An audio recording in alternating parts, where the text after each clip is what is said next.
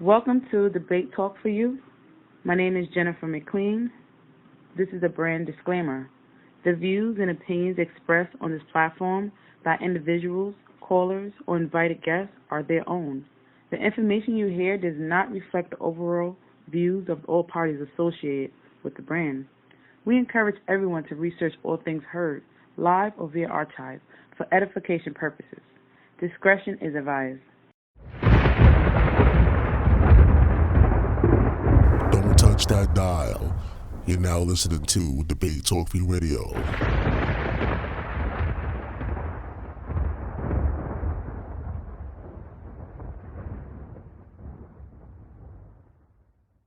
Shalom, balance, and righteousness, siblings.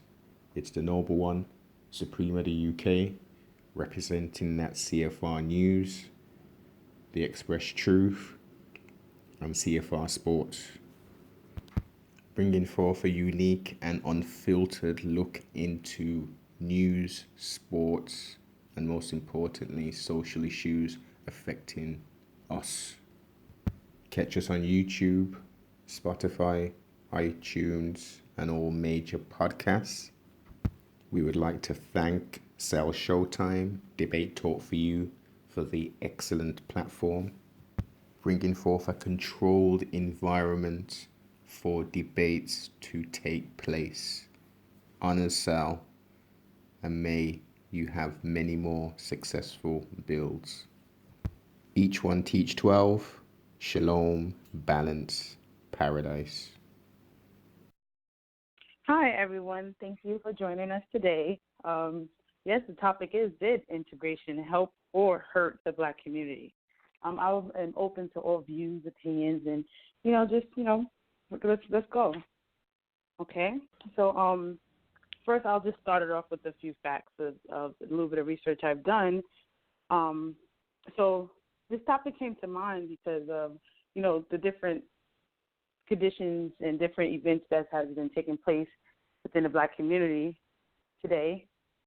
And, I was just curious to see and to hear other people's opinion about this topic.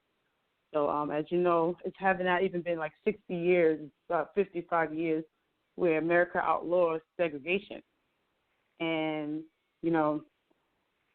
segregation where they was been employment discrimination, where ended segregation in public places, voting rights, fair housing act, things like that.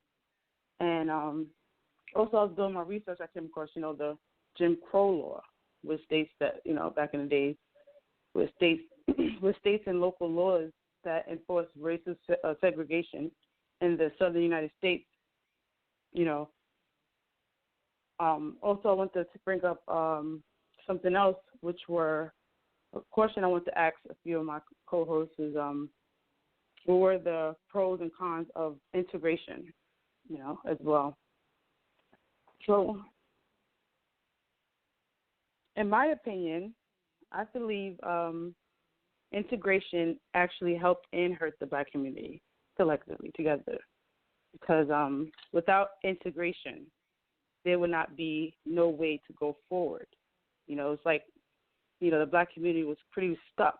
They didn't have rights. They didn't have the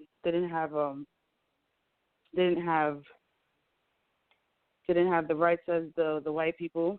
They didn't have anything protecting them.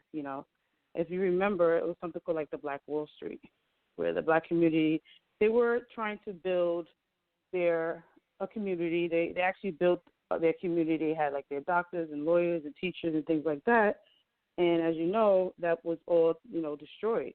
And they didn't have no laws to protect them around that time. It's like, the white community or whoever was involved in that era, they destroyed what they had, and they also, if they couldn't destroy it, if they couldn't take it, then they pretty much destroyed it.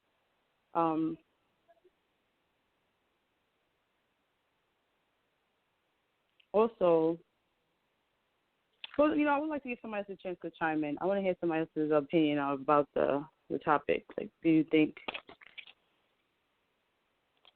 what do you think about this topic? Did integration help or hurt the Black community? Go ahead and finish your thoughts. You seem like you had a thought you were trying to finish right quick, though. Yeah, I lost my thought. That's what happened. So I was going to give somebody the chance to chime in as well. Well, I'll chime in right quick. So this is Brother Moore, a.k.a. the Orthodox Moor. So I have a couple of strong opinions on integration and segregation and whatnot. One, I think overall, the way it was done was extremely negative for our people, in the sense to where, like my father grew up in the segregated schools in Alabama and whatnot, and he would tell me about growing up with black teachers and whatnot, not allowing him to fail. And teachers that would whip his butt in the middle of the street or whatnot, because it was kind of like a community thing. You know what I'm saying? Like they saw each other as a community, and they took care of each other as a community, and they saw their rise and fall as a community together. You know what I'm saying? And when segregation happened, or when desegregation happened, and integration happened, it was almost like everyone went their own way. There was no sense of full community anymore. Like the sister was talking about Black Wall Street. That happened when we were forced to do business with each other. You know what I'm saying? When we were integrated and whatnot, it was almost like we saw it like as a luxury that we didn't have to do business with each other. We didn't see the value of continuing to do business with each other and whatnot. I feel like we integrated in this country in a way that most other people don't integrate, in the sense to where a lot of people come in like as an immigrant, for instance. They might be Nigerian, they might be Chinese, they might be Polish, etc. They might be Italian and whatnot. When they integrate into this country, they don't ever lose the sense of what it is to be Italian or Chinese or Polish, etc. They still rock that. They might have the American flag in one hand, but they got that Polish flag or that Italian flag or the Nigerian flag in the other hand. For us, we didn't like, again, I'm going to consistently talk about this concept of coming out on the other side of slavery. We didn't have that firm foundation. We had most of that taken. We had most of that erased from us. You know what I'm saying? So we didn't have, like, the common thing that brought us together was the fact that we went through slavery together. That was the unifying factor. It wasn't like a common culture. It was a common experience. And so when we integrated, we didn't keep a common culture alive or and a common culture as a mindset.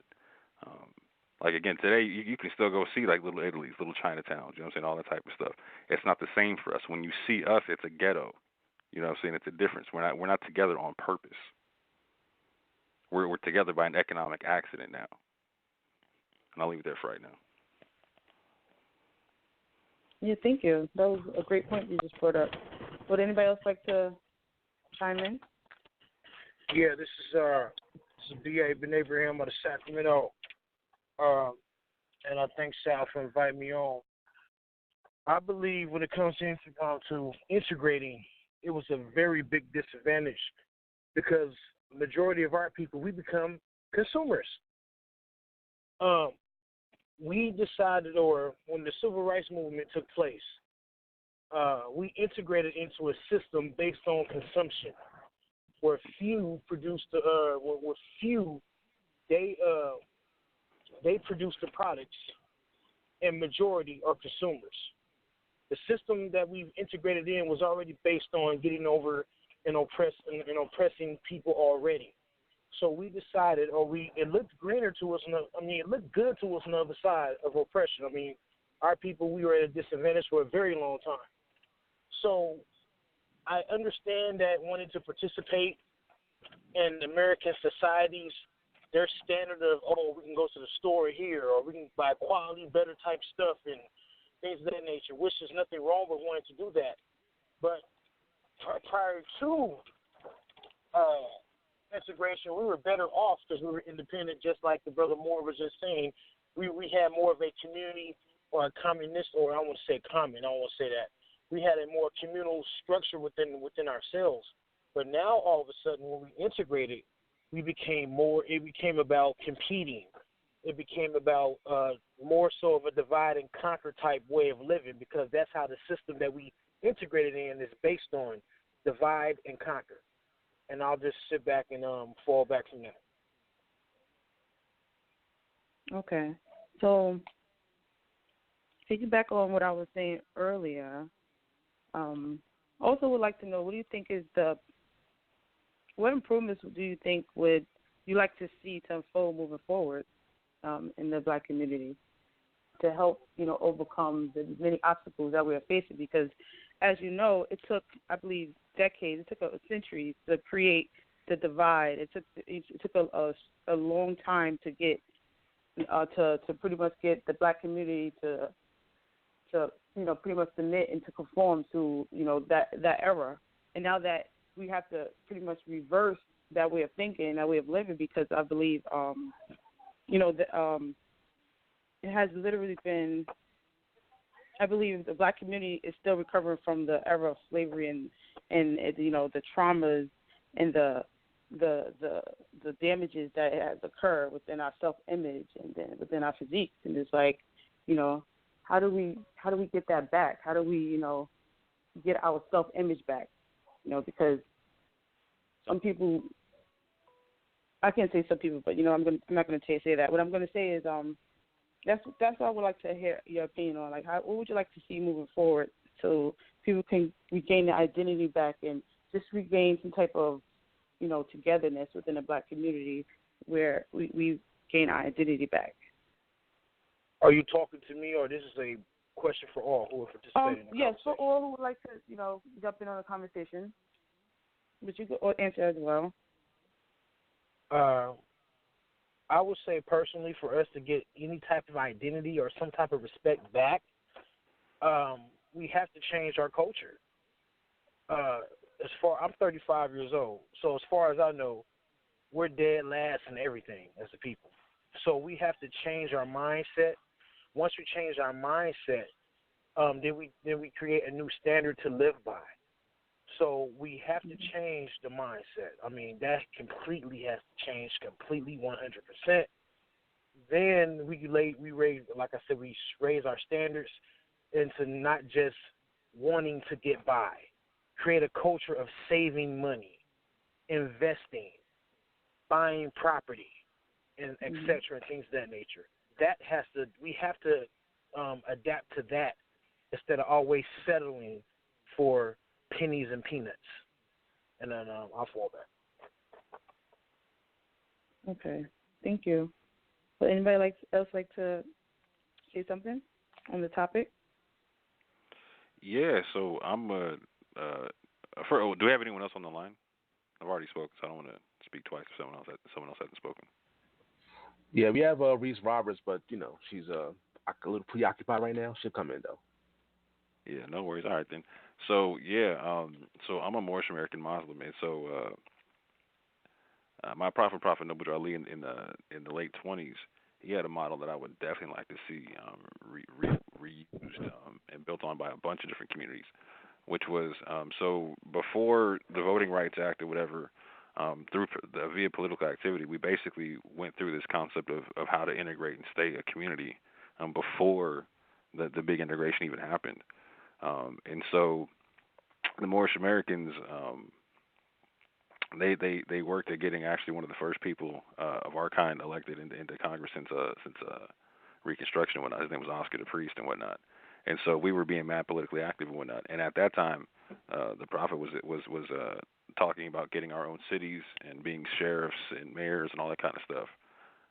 And basically kind of like being like the Amish in a sense, not in a sense for like living like the Amish, but like having their own separate societies and whatnot, to where they're still integrated, they're still voting, they're still doing business, et cetera, whatnot, but they're living amongst themselves. Again, like doing like the Black Wall Street concept, but being involved within the political system and whatnot. And us being able to vote as Moors, that's a long story that I'm not even trying to apply right now. I'd like to get in on another show, but not right now. But the concept is so they decided to get together as a community, right, based upon common culture and customs, and they were talking about trying to live amongst each other doing the same thing. So whether you're an Israelite, whether you're like a Nation of Islam, whether you're a Nawabian, whether you're in Kemetic, whether you're just a regular everyday black person, whether you're Moorish American, whatever, you can use that same construct, right? To where nowadays we already know what it is with integration and whatnot. We already know everyone can vote, et cetera, et cetera, et cetera. There's no issues with that, right? So now that we have the ability to participate in the system, we should participate in it without integrating to the point to where we lose our sense of culture and commonality and whatnot. So you unify based upon your belief system and whatnot, and you should be building communities amongst each other based upon that within the system. So you don't lose your sense of common culture and connectedness and community and whatnot. That's what every other culture does when they come here or it tries to integrate into society, so they don't lose their sense of commonality. They don't lose their sense of culture. And I'll leave right there. Okay, thank you so much. Also, so is just us three on the line? Yeah, there's 3 of us right now. Yep. Okay. So my next question is,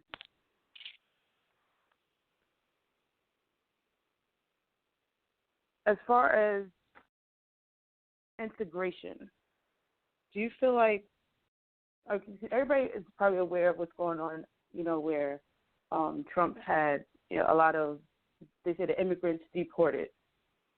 And do you feel like that's like another form of, segregation that's going on right now? And where do you see that going?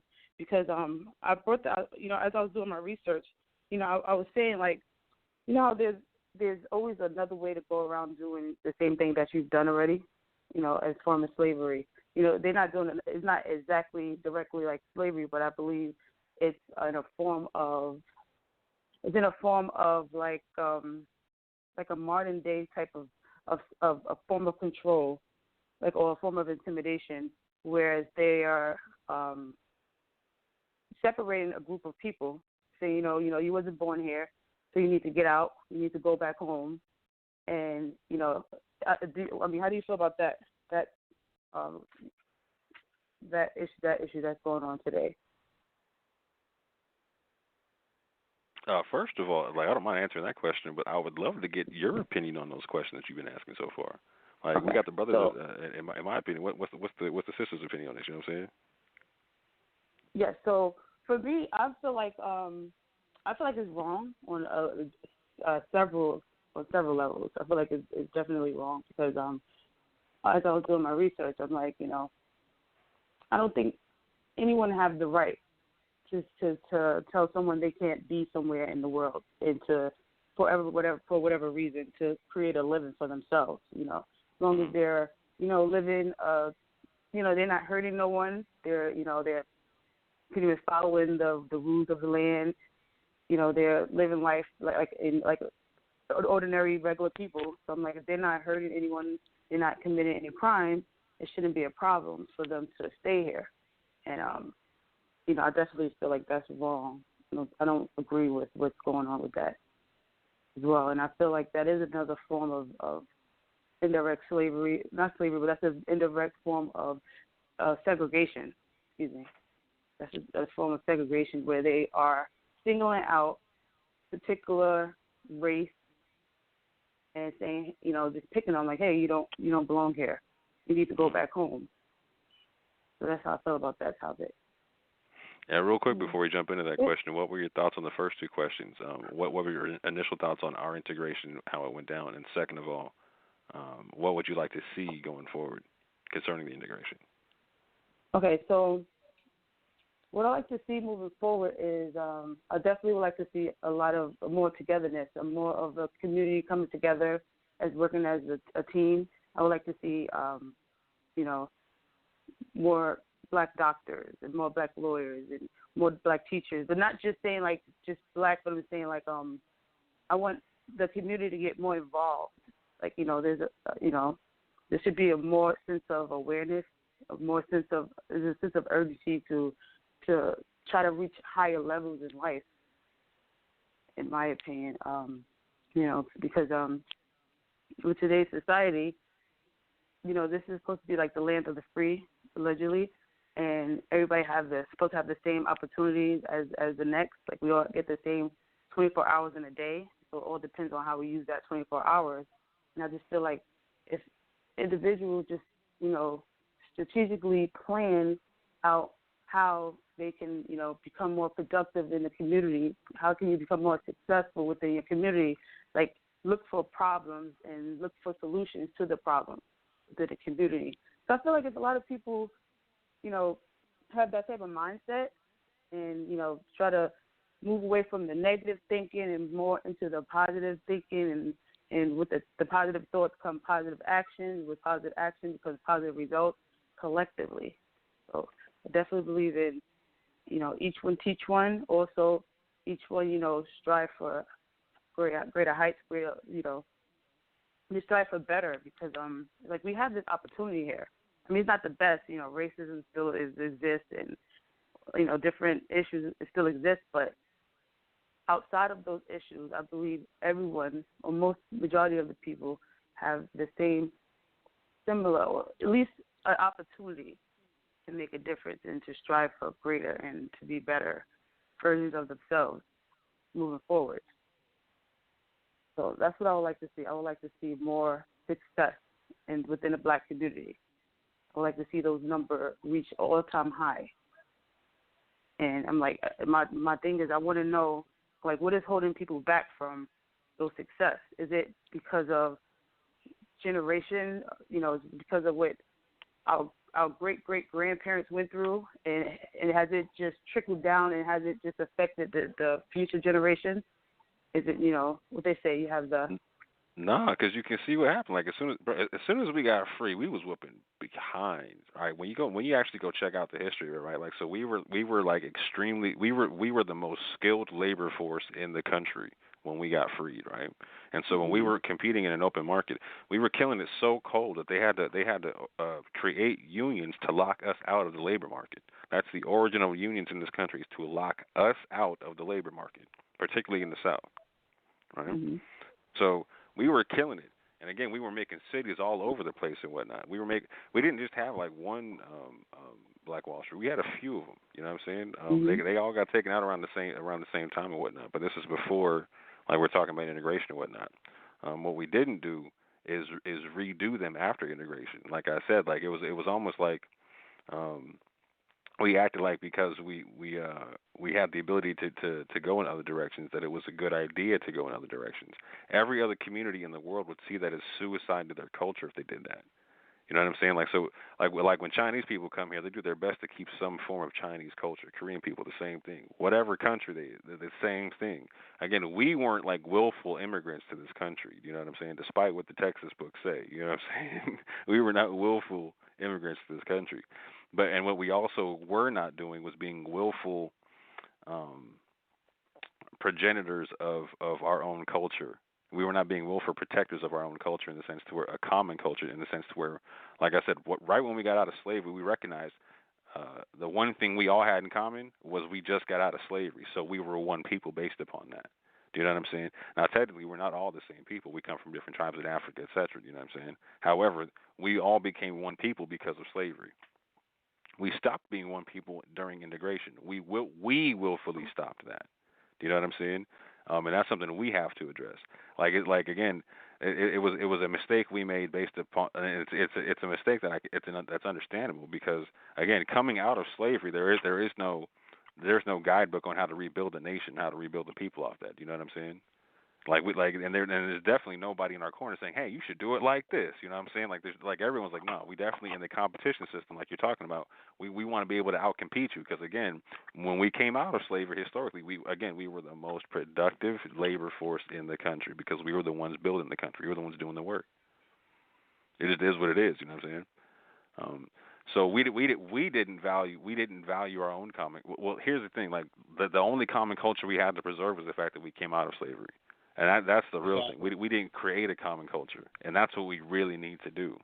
You know what I'm saying? And at this juncture, we have everybody clinging to their cultures. That's what I'm saying. Like people being Moors, people being Israelites, people being Kemetic, people being whatever. You know what I'm saying?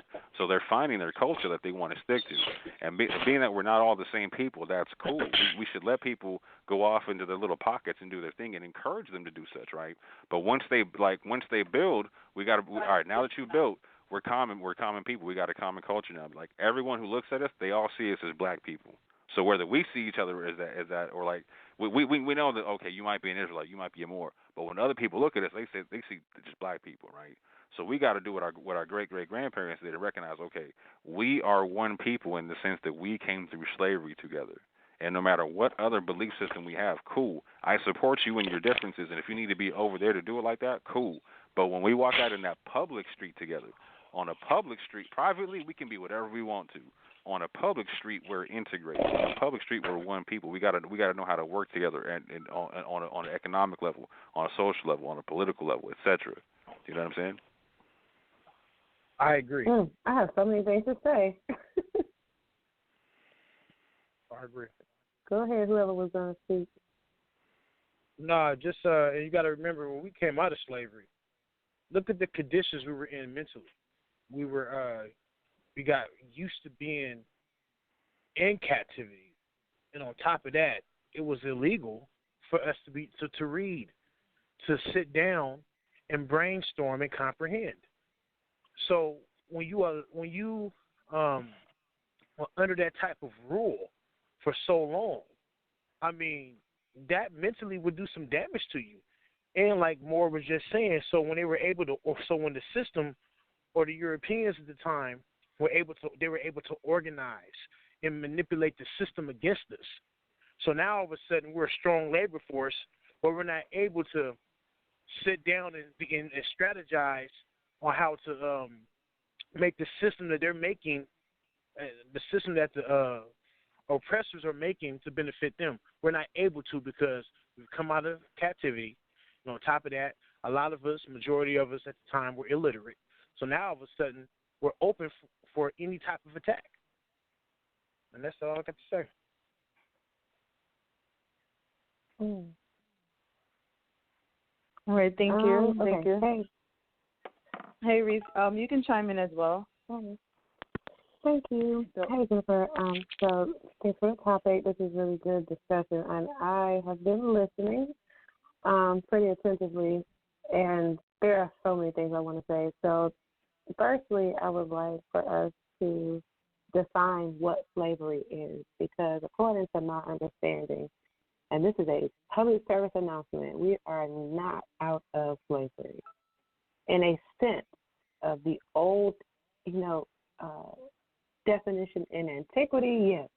We're not being whipped or chained or anything, but in certain ways we are, because what happens with slavery is it transformed. It just simply morphed into a different form of slavery, whereas the bondage, the torture, the real oppression is no longer physical, but it changed and evolved into a more mental and spiritual type of bondage and oppression and torture and so many other things.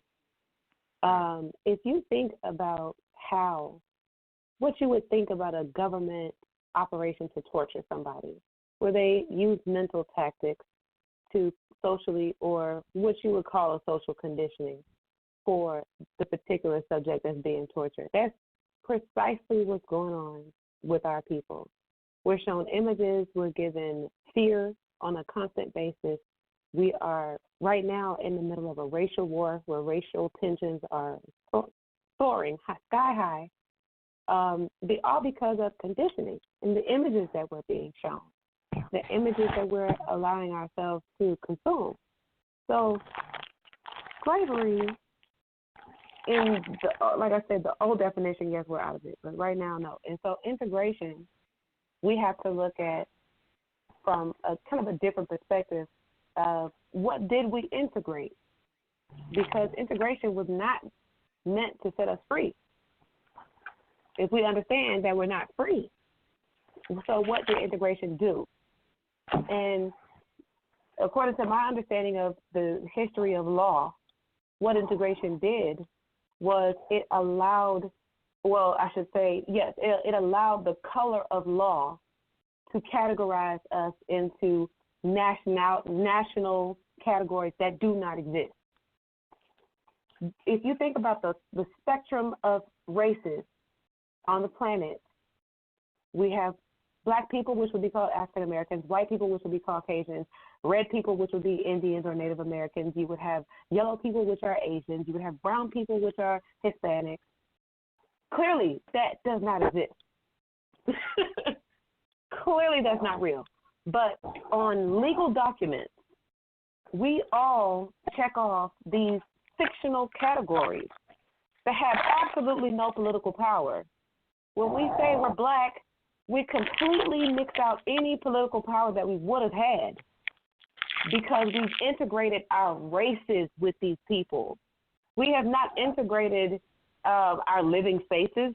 We still live separate from each other. Our kids still go to separate schools in most situations. We have not integrated where we shop. We have not integrated, our social atmospheres where we hang out. None of that is heavily integrated. Because from where I'm from, the hood is the hood, okay?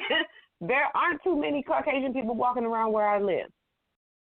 And for me, we have to start thinking about it from a perspective of reality.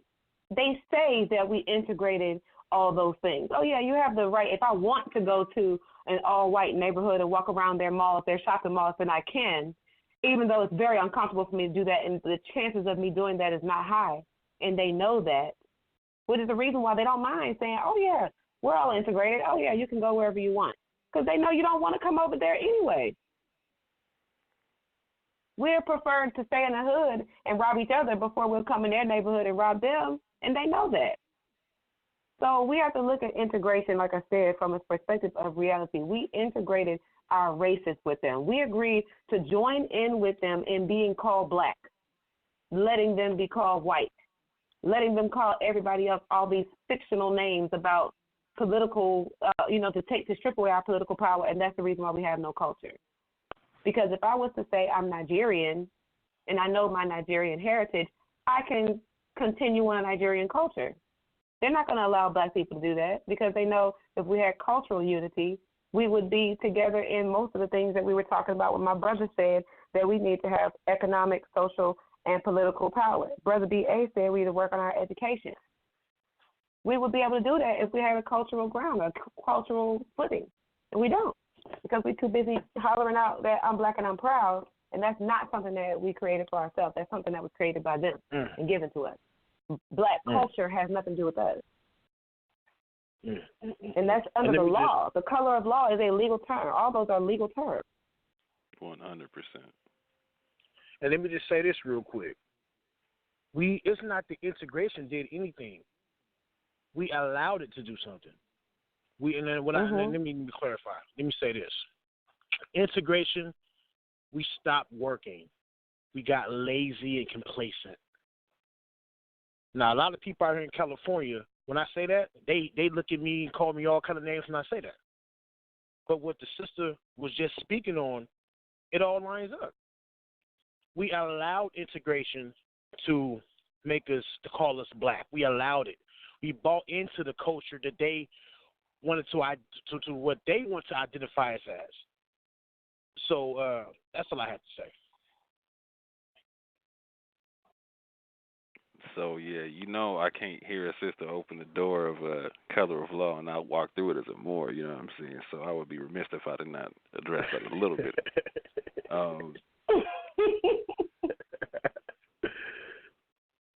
So, to me, the whole construct of integration was to destroy our people in the sense to where we couldn't make a common culture. Like, so I was talking about the Moors doing what they were doing in the 20s. Participating in the political system via voting, which was not common at the time. Again, you can go look at the books and whatnot, and you can see our people not being able to vote in the same areas that the Moors were doing such, right? And again, that the construct of Negro, Black, and Colored did not apply to them because they were protecting their particular cultural construct of what they considered to be their culture.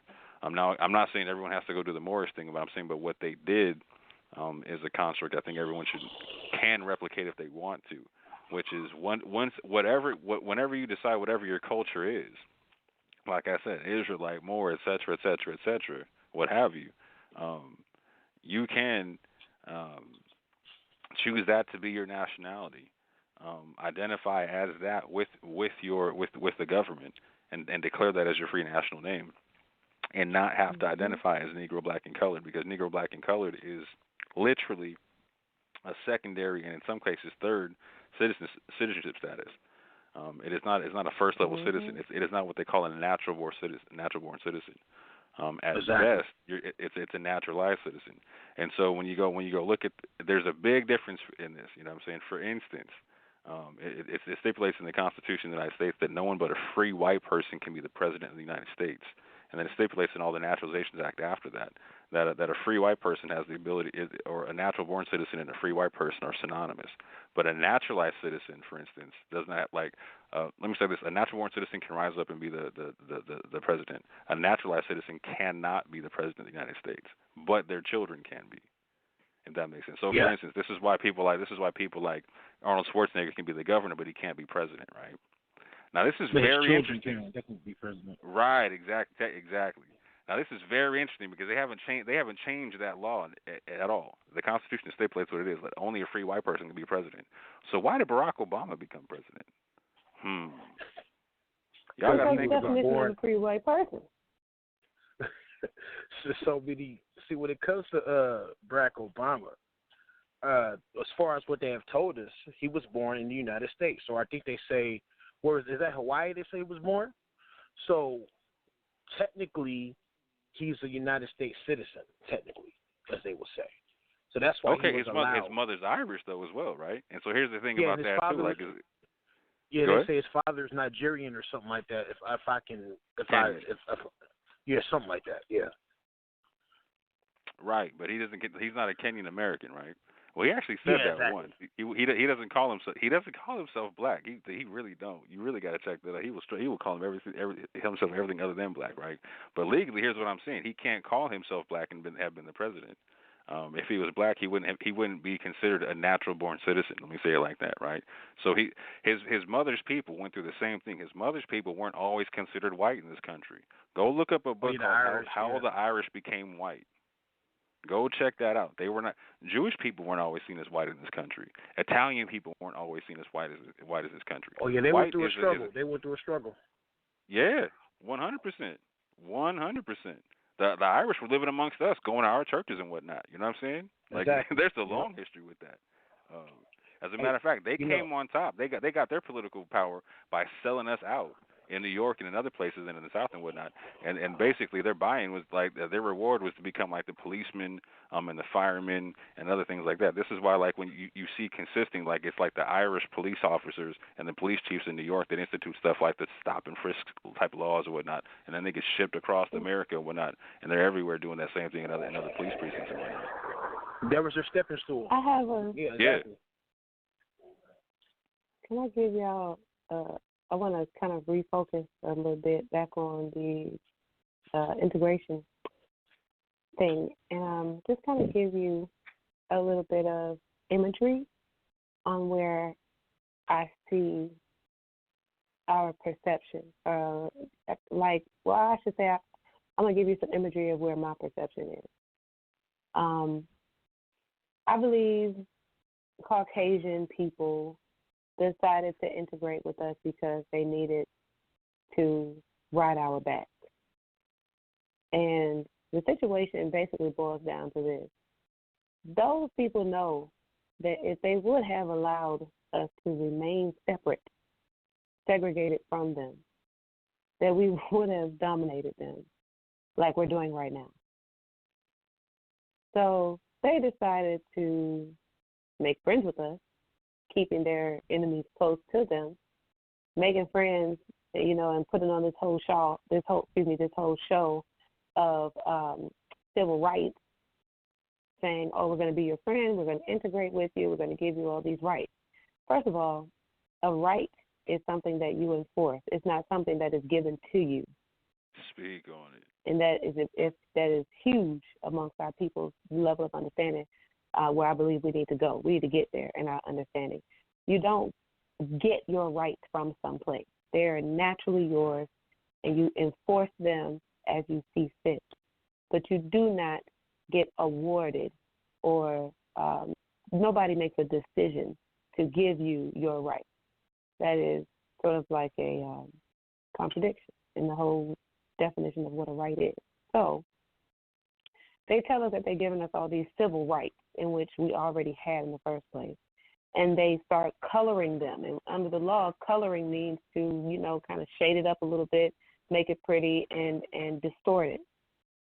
and this is what they started doing with the law. The U.S. Constitution is based on what we would call political science, a real document that has real science based on how governance of a society should happen. But then you have Caucasians who get the Constitution, which is a political science document, and they start to color it using the color of law. All right, and then they start convincing us that, oh, it's okay to join with these people because they're giving us rights. They're giving us all these wonderful things. They're letting us drink out of their water fountains now, and they're letting us eat with them in the dining room table, even though they're still giving us bad looks and even though they still could care less about this, that, or the other.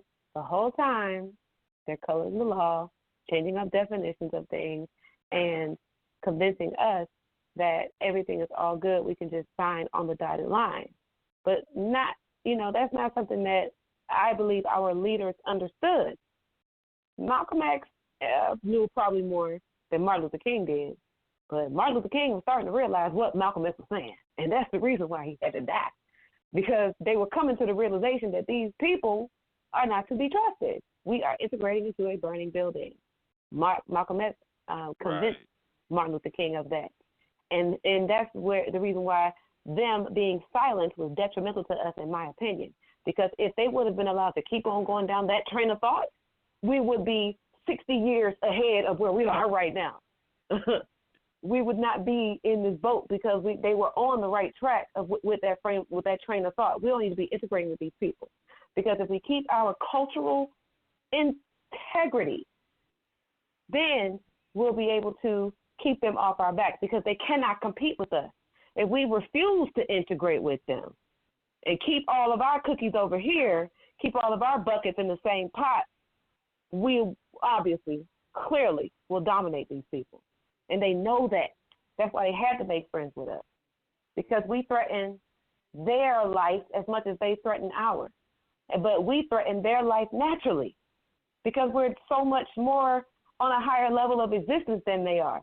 We can do things that they can't do, and they know that. So if they're not friends with their enemy, then they die. And that's the game that we play with these folks. This is who gonna stay alive the longest, or who's going to play this game, the best, so that we can survive throughout evolution. They decided to take the violent route. They decided to do the whole oppression thing. But, where I'm at right now, that was just a stumbling block that our people have to overcome at this point. Because when they die off, it's going to be us anyway. It's still going to be just us anyway. So we might as well just start learning how to do it right now. Okay, so when they die off, I got a question, right? Like, so in the 90s, right, when they passed that crime bill, right, the cold part about it was passed at the recommendation of the Congressional Black Caucus. As a matter of fact, most of the political leaders were hiding behind the fact that the Congressional Black Caucus were asking and demanding for that bill to be passed, right? So this is what I'm saying about the concept of 100%. There were people who saw our productivity and saw the fact that they couldn't outproduce us, and then they attacked that 100%, right? But this is what I'm saying, to where we have to make the common decision to where, like, okay, we have to build off the fact that the thing we have in common is slavery, and that's it. That's literally it. We're not the same people beyond that. We come from different tribes, different nations, et cetera, and whatnot. And there was a natural want to not stay together like that. Do you know what I'm saying? Like that's why Africa was not one homogenized nation. You know what I'm saying? So I'm saying what we got to recognize now is, like, we didn't choose to immigrate to this country, right? So we as a people got to recognize that everyone sees us as one people, whether we do or not, right? Like a Moor doesn't consider himself the same thing as an Israelite, et cetera. You know what I'm saying? But everyone else looks at us. All right, you're black. Cool. So based upon that, that's what I'm. Come on, bro. That's what I'm saying. Like, so based upon the fact that we went through slavery together, right? We're family off that. We're at least cousins. You know what I mean? At the very least, we're cousins. At the very least. Yeah. You know what I'm saying? So based upon that, you know what I'm saying? Based upon that, as my cousin, I support you in whatever you need to be cool. You know what I'm saying? Like if you need to be in this right, straight. If you need to be over there and build your thing, good money. I back that. You know what I'm saying? On a private level, be whatever you need to be. On a public level, we got to recognize we are the people who went through slavery in this land. We can't ever forget that because if we ever start looking the other way, the people who put us in slavery, they're going right back to action. They're going right back on job. You know what I'm saying? So we got to stay on code. We can't ever be off code for 1 second because being off code is how we got into slavery to begin with. Period. I'm gonna tell you that's what when Brother B.A. said we have to worry about this education. Man, that is paramount importance because right now where we're struggling. I don't know if you guys remember there was a movie where they were showing how difficult it was for our people to gain the right to vote. Where they were having them to memorize the whole preamble, and you had to memorize the whole Constitution, the whole Bill of Rights, and all that stuff just to go in there and get your, vote casted. Do y'all have any familiarity with that? Poll taxes and all that type of stuff. Yeah, like my family's from the South. Like, so here's the cold part. The older members of my father's family are Republican. And they tell me this story because they refuse. Some of them voted for Obama and all that type of stuff, right? But they refused to vote Democrat en masse because they weren't allowed to become part of the Democratic Party in the South. You know what I'm saying? Like they were not allowed legally. They were like, nope, this ain't for you. Niggers need not apply. You feel me? I feel you. This is where we are right now. Okay, all right now. I know anybody that's familiar with declaring nationality and anybody that's familiar with, just sort of divorcing the U.S. government as a concept, they would understand what I'm about to say because this is where we are right now with our freedom. As the same way our ancestors thought that they needed to jump over these hurdles to get their freedom. Okay, back then they knew, I can make these folks read the Constitution. They're not going to be able to comprehend what they're reciting off.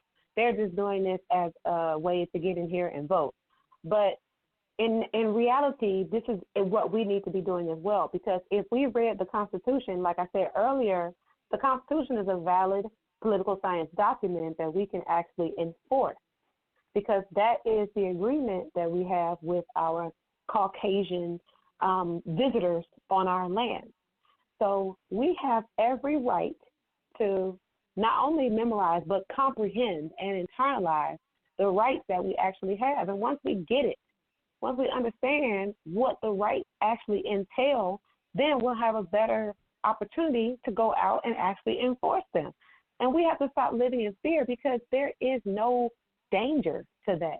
If you go out into the public and say, I have a right to breathe, you're not going to have to fight for the right for you to take a breath. You're just going to simply take a breath. And this is what we have to understand about rights. You don't ask somebody, can I take a breath right now? Because it's your right to do it. So, so what you have to do. Exactly. And so, look, this is the thing we have to understand about Caucasians and how dirty they are. They'll say, you, by law, have no right to breathe, but you have the right to take in air through your lungs. So if you go out with the understanding, I don't have the right to breathe, so now I can't breathe, I can't take in air with my lungs when I walk outside, then you're not understanding what the law has stipulated. Their law tells you in black and white what you have a right to do. But if you misunderstand that, or if you fail to read that in their legal language, then you have no right. Ignorance of the law is no excuse. So you can't argue. You have no leg to stand on. So we have to go back like they did when they had to go and read and recite the Constitution. All right, let me go back to this document again. And let me understand, what are you saying I have the right to do in your words? That way I can play a little stupid game and I can overcome you yet again. Right. So let's short story the whole thing right quick. So what you're saying, long story short, is that a civil right is not a constitutional right. A constitutional right is something that is something that is given to you by your creator, right? In the sense that you're a citizen of this country, you know what I'm saying? You're a living, breathing soul. You got the right to, life, liberty, pursuit of happiness and whatnot, pursuit of property, whatnot. A civil right is something. If you're being given a civil right, what you need to understand is at that juncture, your government is seeing you as a minority, right? They're seeing you like a child, and they're patting you on the head. You're not a citizen. You're a subject at that juncture, right? We're going to give you privileges.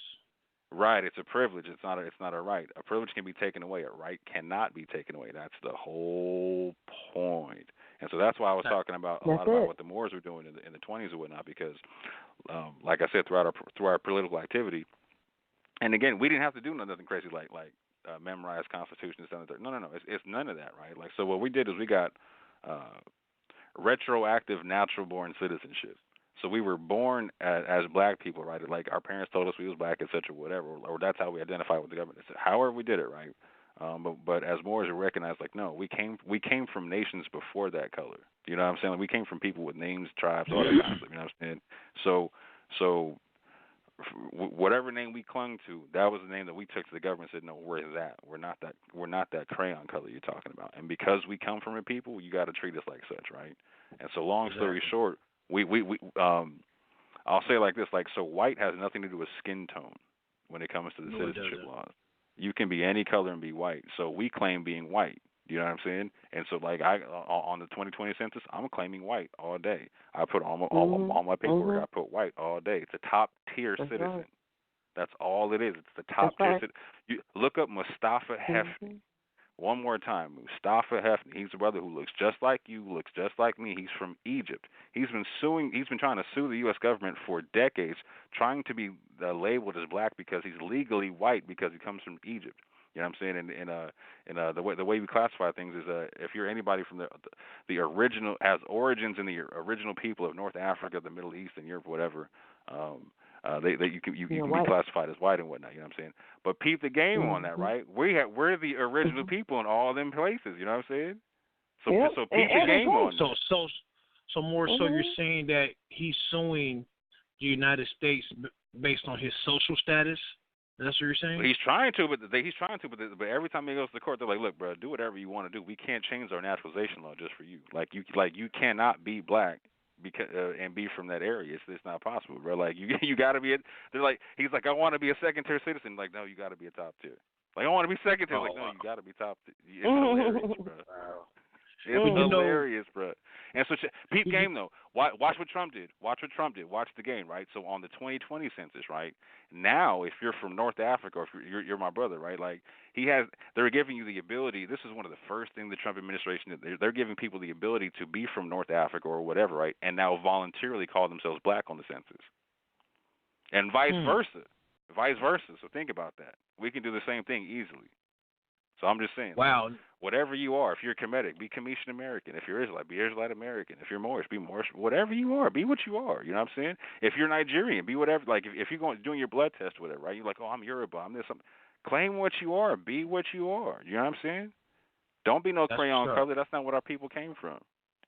I can most definitely get your point, bro. I wanted to get back to the situation. I mean, to the point that Sister Reese was talking about the Constitution, actually comprehending it. How many of us have read it? Think about it. Mm-hmm. Is it common, especially for our people, is it common to actually read it? I didn't read the Constitution until I became a grown man. Mm-hmm. In school, I heard about it. We recited a few words from it, a few paragraphs or a sentence or two from it, but I had no idea what it was as a child. I was 21, 22 years old. I actually read it for the first time. So that's what I was saying earlier. We have to change our culture. We have to covered it in my father's segregated school. I'll tell you that right now. My aunt and my father both broke down how they covered that stuff. My aunt was breaking down the coldest stuff. She was breaking down the Continental Congress and all type of stuff. Telling me, hey, before anyone even heard of Barack Obama, she's like, no, there was black people involved in the formation of the country and blah blah. She was breaking it down based on information that they learned in their segregated schools. But anyway, go ahead. See, no, I was just saying this. Just think about it. We got to change our culture overall. You know what I'm saying? From a whole nother standard. Stop settling for a group of individuals to tell you what you should learn and what you should not learn and what you should say, what you should not say, and how you should live and how you should not live.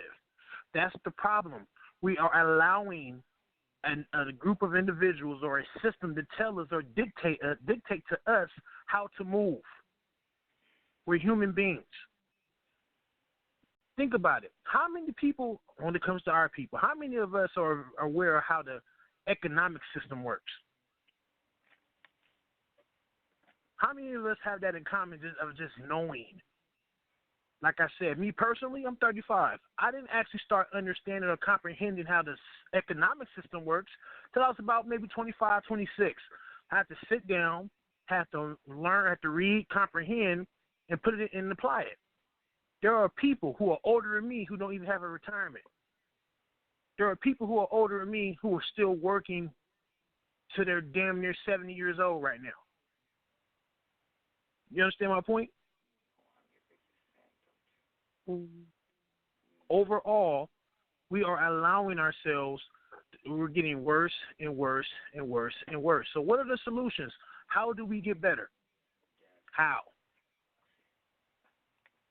Well, that's a very loaded question in my opinion. I have some, for me, action and support are on the priority list for my personal goals and also what I think should be the collective goals for our people. We need to start putting action to the needs of our community. I cannot recall who said this earlier, and I'm sorry, but it was somebody that was, I think it was Jennifer, Sister Jennifer.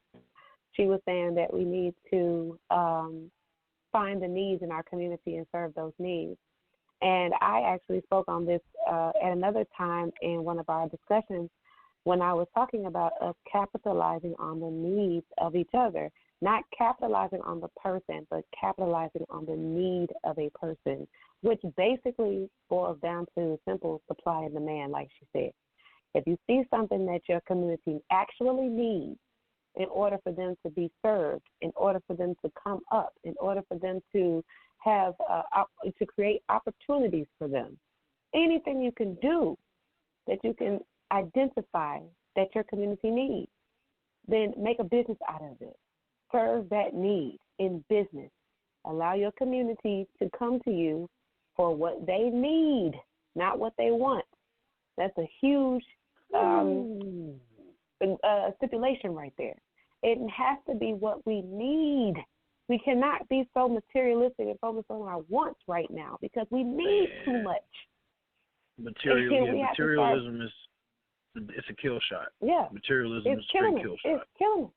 We need to develop a black network, or I'm going to use the term black, just generally speaking, with our people. We need to have a home networking system of teachers and educators that can move the school system into the home. When it comes to our women, we are a hell of teachers, and I mean our brothers too. We are natural teachers. There's no reason why we should be crippled in the field of education like we are. All we need to do is to capitalize on the fact that our people are deficient in education. So, for example, if you're spending $400 a month to send your child to daycare where they're not receiving an adequate education, how about we have a network of teachers that come out of the school system and they are coming to a network of parents who are looking for homeschooling, and they don't mind paying you that same $400 that they give into the DeKalb County or whatever county you live in for homeschool programs or after-school programs and whatever. Give that money to the black educators that have come out of the school system because they're looking to pursue entrepreneurship. They want to teach on their own.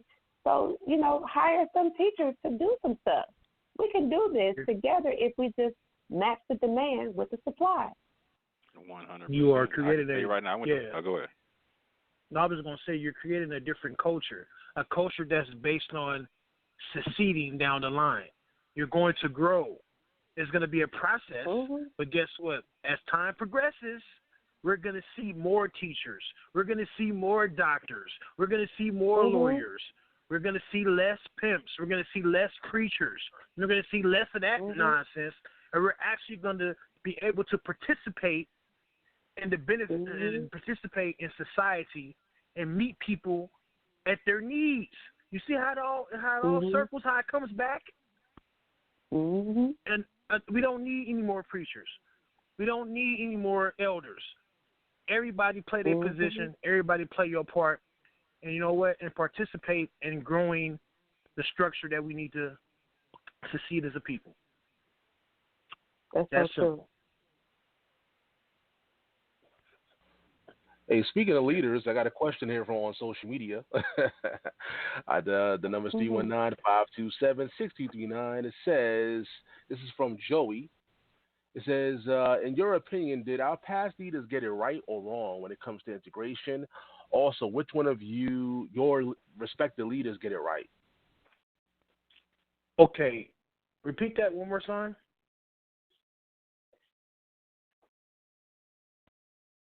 Yeah, let me get to it again. Hold on. It says, in your opinion, did our past leaders get it right or wrong when it comes to integration? Also, which one of your respected leaders got it right?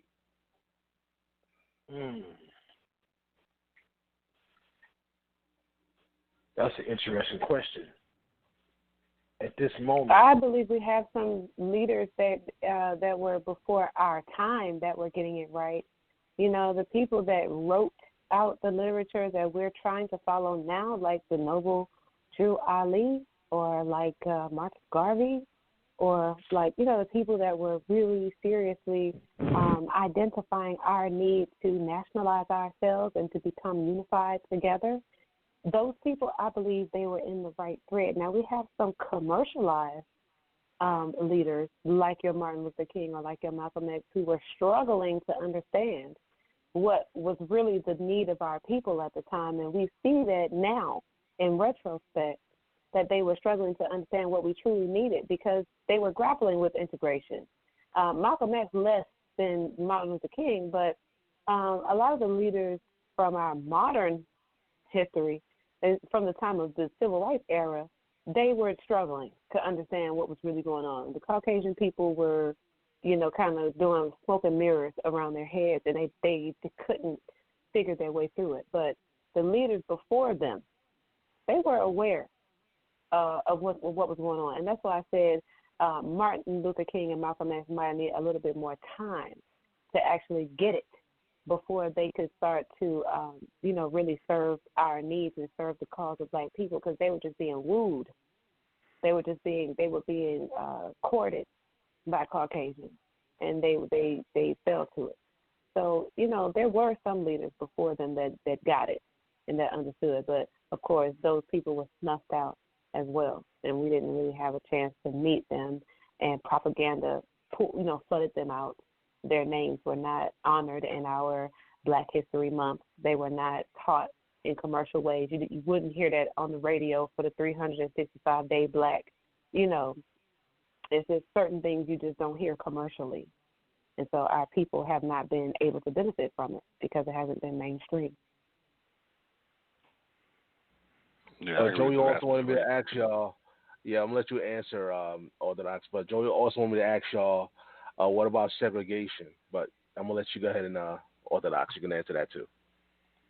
Yeah, I would definitely say that Marcus Garvey, Noble Drew Ali, and Malcolm X were definitely on point with what they were bringing and what they were trying to talk about. Particularly, like not Malcolm X like the entire time that he was around, but like when you really focus on his last few speeches and what he was bringing when he came back from Africa and whatnot. Oh, he was deaf. Like they gamed him up on what was going on and what to do, and he was like, "Cool, do X, Y, Z." They had to pull triggers real quick on him. You know what I'm saying? But I think the biggest misstep from, if you go back and look at the conversations at the time, right? You can look at like Marcus Garvey, you can look at like the W.B. Du Bois, and you can look at like the Booker T. Washingtons of the world and whatnot. And there's like a historical debate between the three of them and whatnot. You know what I'm saying? And particularly between like Garvey and Du Bois and whatnot, right? And so the Du Bois of the world wanted to build like an aristocracy and whatnot. And they were more trusting and willing to link arms with certain institutions and whatnot. And believing that we could be aided in building ourselves and whatnot. And then you had other people who basically felt like we should build from within. And so the people who felt like we could build with other people, like other people would help us build ourselves, they eventually decided that they found out, oh, I feel like I got my people integrating into a burning house. You know what I'm saying? Into a burning building and whatnot. Because psychologically speaking, it doesn't make sense for people with power to help to give you their power. It does not make sense. You know what I'm saying? And so I think what we didn't catch is that they were kind of dangling like a carrot in front of our so-called elites, right? The people who could be our aristocracy, our so-called talented tenth, the people who were talented in whatever they were doing and whatnot, and they kind of led them away from leading our community and actually trying to join their community. You know what I'm saying? Got them caught up in trying to be one of them versus leading us. And I think what we really need to understand about that is hear me when I say we're not all the same people.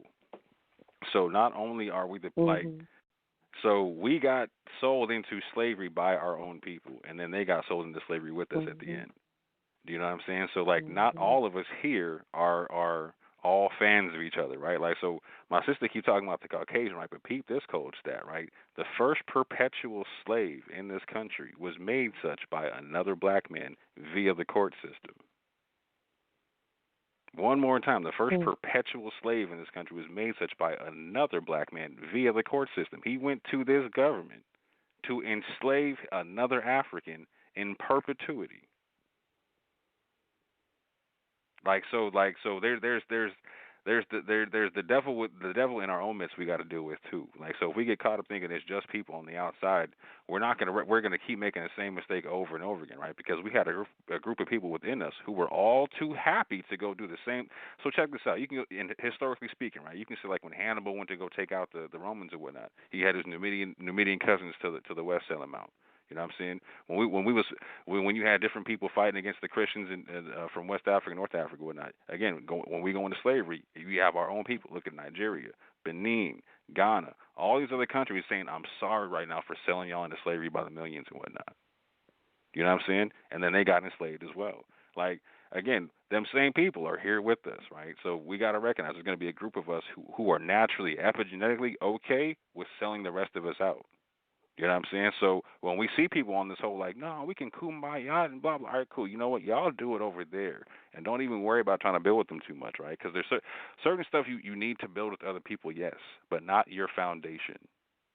Not your foundation. Your foundation got to be you building that. That's got to be a real private conversation. I agree with you, but I'm going to tell you what I see happening as a result of that type of approach, because somebody like me, and I know this to be the truth for a lot of us, is I don't have any knowledge of my cultural heritage. I have no idea what tribe I'm from. I don't know. And so for somebody like me, where I don't necessarily even know where to start to even try to trace it or anything, I believe what's going to unify us under certain categories, I think it's going to be more of our vibrations, the things that we are like-minded on, the similarities and the things that we feel need to be fought for in this society, especially in business. There are a lot of people right now who are already into what is called social entrepreneurship, and they're already coming to the aid of specific missions in society that need to be served. And I really think that our people, hopefully, that'll be the way that we start to serve each other, that we'll come together in business so that we can start to really heal more than one thing at a time. If we come together in unity, that can not only help our economic power structure, but it also will help our political power structure at the same time. You know, money and power go together, or money and politics go together. So, I think we just have to start understanding how to approach these problems, how to approach our perspective of who we are and what we're doing, because even though we may have different tribes, if we come together all under the same roof for the same mission in business, then the tribes don't even matter. As long as you belong to a tribe and you're not still claiming yourself to be black, then we can talk business, then we can talk business. I can I agree with that. I think we're at the point now to where no matter what, we're being gunned down the streets unarmed. A lot of the laws of this land do not benefit us. And even though I understand what Moore was saying, I think it'd be better for us overall to link up and organize amongst each other as a people. We need to do that in this day and age. We have children being raised in this society, and a lot of them don't have an idea on what to do years down the line. We got to do something, and we got to start right now. Turn off the television. The hip-hop is not what it used to be. A lot of our children are being raised off that, thinking that, especially a lot of our young women, they think acting like Cardi B and all the rest of these women and shaking their tails is what it is. That is not how a woman should be able to be successful. No. And then that's that black culture. That's the point. That's black culture. Right? Exactly. That's a culture being formatted for us. And that's right? why we have to. That's why we have to dissociate with that black title, because that is black culture, but we're not black, and we got to start realizing that's not us. Exactly. That's something that somebody has given us. Yeah, I'm gonna say that's slave culture. Right. That's what that is. That's That's slave culture. Precisely. Yeah, our culture That's exactly is intellectual. Our culture is creative. Our culture is, at harmony with the universe, at harmony and peace with ourselves. Our culture comes from, ancient success, ancient excellence. We come from something much more than what black culture is. Yeah, building and creating, and being productive in society, being productive to the whole for the whole world, making things happen.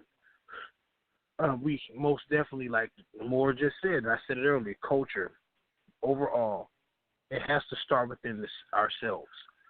And another thing we're going to have to admit, we can't save everybody because everybody's not going to want to join. Right. And me and Reese have had this me and Reese have had this conversation plenty of times. You know what I'm saying? And everybody is not going to want to jump on board and get active. And guess what? That's fine. If you don't want to get active, okay, move out the way for those who are able or willing to get active. So we have to get to a point to where, just because we look like each other, I'm just obligated to deal with you. No, not necessarily. If you don't want to change, then that's a choice that you made. Right. You might be an agent in the system and don't know it, bro. Exactly. That's why I say it's vibrations. We've got to pay attention to vibrations because the color skin folk ain't kinfolk all the time. So we can't just keep on the strength of skin. We got to say, what's your vibe like? Because if your vibe ain't on my level, then I'm sorry, you're not in this group. I don't care what you look like. And honestly, there are some Caucasians out here that could match my vibe. There's a Caucasian I saw doing a TED Talk talking about the images being portrayed in music and all the hypocrisy and how black music promotes the images of black people so grossly incorrectly, and versus what white people will want to play on the radio and the things that they want to censor in their communities, but they love it in our communities. When we talk about killing ourselves, talk about raping and hoes and bitches and all this other stuff, but then on their music, they praise their women. But they'll buy all the rap and all of the nasty stuff from our culture that you want to hear. But in their community, that's not acceptable. So the white man was calling it out, or the Caucasian man, he was calling it out. And he was like, this is the kind of hypocrisy that we can't deal with. Those people's lives matter, and their communities matter as well. So we can't keep on supporting this stuff in their community, but then turning around and making it a taboo in our own. That's not real. And he was just kind of going in about it, and I had nothing but respect for him. Does that mean I want to integrate with the man? No. But I'm just saying the vibe of speaking the truth and letting things be seen for what they are, instead of trying to water it down or trying to pacify it just so that it look better for consumption in your crowd. I call that real, recognize real. Mm-hmm. That's right. Exactly. That's amazing. Right. That's amazing how you could point out somebody else. Somebody else sees what you see. They're not even part of your culture or your bloodline or whichever you want to call it. You know what I'm saying? So because you have some people in our community, anything that does not look like them, they're not even open to hearing anything at all. You know what I'm saying?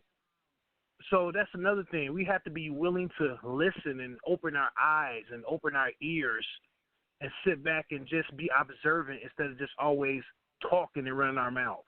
That's another thing as black people that we got to stop doing. We have to learn how to sit back and be observant and be aware of the mistakes that were made prior to us and how to avoid those mistakes. I agree with that. Does anybody have projects that they're working on to contribute in some kind of way? I have one project that I want to tell y'all about, but I want to hear about y'all first if there are any. As a matter of fact, off our last discussion, it put me back on an old one that I started working on a long time ago, which was the whole concept of like a rites of passage system, bringing it to our youth and whatnot. So when I was younger, and this is the confirming what you were talking about with vibration and whatnot. Because when you said something about it the other week when I brought it up, like I really heard it when it came out your mouth. You know what I'm saying? I heard one of my queens say something like, boom, it resonated in my spirit. I was like, cool, I got it now. Time to go, right? When I was younger, I was always trying to organize different mythological stories from Africa and other places and whatnot. Because like I was in school. And I'd be complaining to my teachers and whatnot. You know what I'm saying? Like, I'm reading all these, like, in English class or whatever. Like, I'm reading all these stories and whatnot. I was like, ain't a lick of them from Africa. Not one of them. You know what I'm saying? I'm like, I'm reading about y'all all day. Can I read about me once? And my dude came at me. He was like, you know what? There's a lot of money in that. Go make that happen. Like when we brought up our last conversation, I was like, you know what? It's exactly what you're talking about. It's the need that needs to get filled, right? And there's money in it. It can be productive for me, other people, everyone involved. You know what I'm saying? All that type of stuff. So like right now, I'm trying to like I said, organize the mythologies, try to get storybooks together, all that kind of stuff. You know what I'm saying? And get like a whole kind of like a from a cradle to manhood and womanhood concept of different cultures. Like if you're Yoruba, Igbo, if you're Fulani, if you're what you know what I'm saying from different places.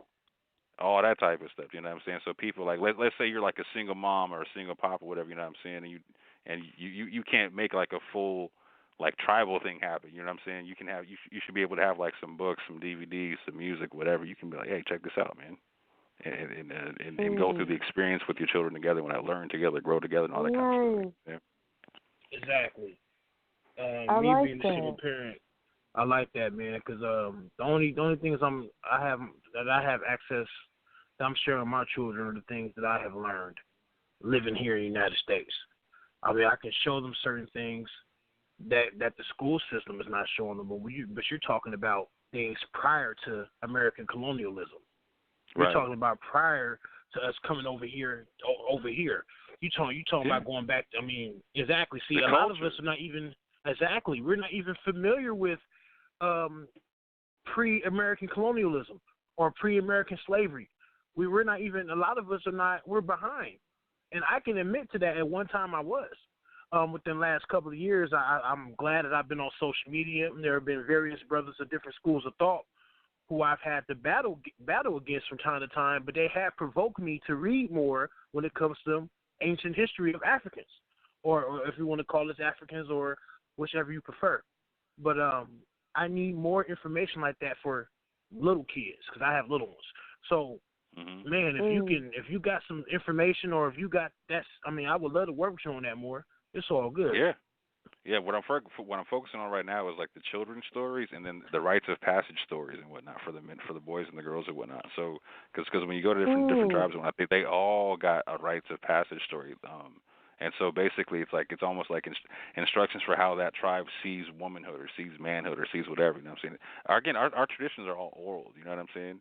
So we still got all that. We still got access to all that stuff. And what my teacher was breaking down to me was that concept. He's like, no, they're oral, bro. No one's written them down yet here. Go write them down and get paid. Right? Wow.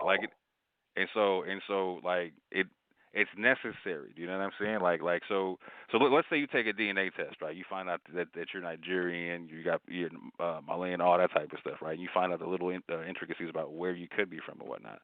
So instead, like, you might not have the money to go over there and go learn everything firsthand and whatnot. You know what I'm saying? But you might, for a fraction of the price of the plane ticket and the cost of whatnot, you should be able to get some stories and some music and some whatever, and even get in some way, shape, or form, even potentially get linked with the people over there. Do you know what I'm saying? I would like to be able to eventually link with them. You know what I'm saying? Yeah, it's best to be informed. I mean, before you go over there, it's always best to be informed first. So right. It's better to be informed. You know what I'm saying? That's powerful right there. I'm with it. I'm glad. And gratitude to the Queen for bringing that to my attention about the necessity thereof. You know what I'm saying? Because like I said, like it really rang out. Like it's something I always knew, but like the need for it. You know what I'm saying? It made sense when you said something. Listen, you guys, this is going to be ridiculous because the way we're moving right now in society, it is inspiring to me. I think enough of us are starting to get it that we need to do this together. And at some point, it's going to start showing, and it'll start spilling over into the things that we're able to reap from what we've sown. But, okay, so I am also doing some things with the youth. I have a training program that is designed to teach students how to apply the science of human consciousness and natural universal law. And that's really being done through the tools of research and debate. I know pretty much everybody here can appreciate those two things. And so you can kind of understand what would be happening with the students if they would be learning themselves, learning how to know themselves by way of researching and formulating ideas, opinions, theories, arguments, and debates based on the things that they've learned on their research path. And so it's specifically designed to get them to conquer the know thyself part of humanity. That way they can get on about the love thyself part of humanity. And it's specifically designed to help our youth to get to a point where they can actually contribute to our evolution, because we're going to be passing them something. All the stuff that we're working on right now, it's going to have to be passed down to them. So I created that just to, give my contribution to that. Then what's most exciting is something that I really, really, really think we need to kind of consider when I said earlier action and support.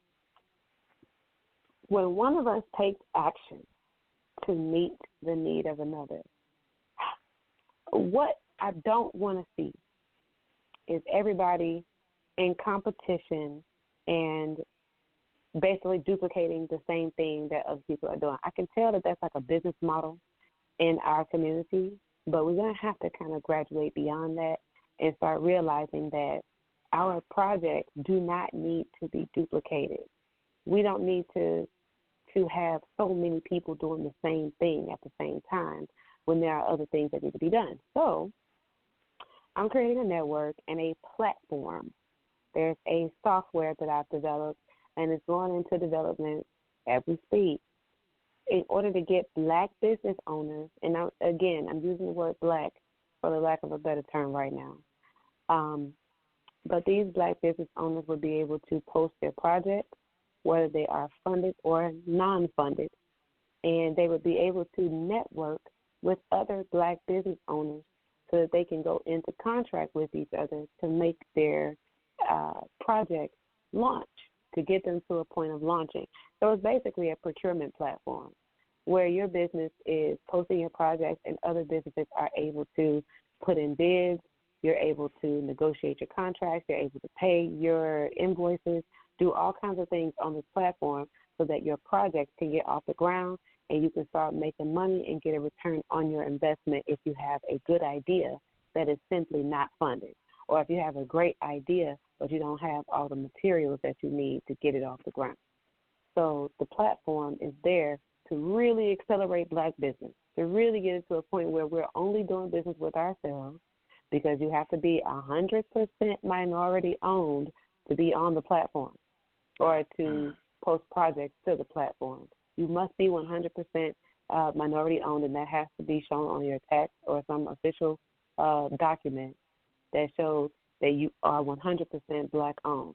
And that is the way that we're going to start to create industry and to create economic stability, is because we're going to be able to keep all of our transactions under the same roof, on the same platform, where all black business owners can come to one place and say, this is what my projects are.